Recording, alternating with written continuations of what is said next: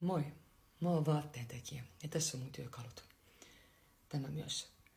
Ja tämä on materiaalihaaste yhteistyökumppanina Grande Mahogany. Eli mä haastan itseni tekemään ylijäämätekstiileistä vaatteita. Ja tällä kertaa tehtiin hiha. Aloitettiin ihan perushihasta ja sitten siihen haluttiin volyymiä ja kulmikkuutta. Eli siksi tämä suorakaide apuvälinen. Hihasta tuli tämän muotoinen. Leikattiin kaikki palat, huoliteltiin reunat, ettei ne purkaannu. Ommeltiin ne yhteen. Tämä laskeutuu tosi kivasti, mutta päästään ihan hulluna väriä. Eli mä päätin pestä sen ihan vesipesussa.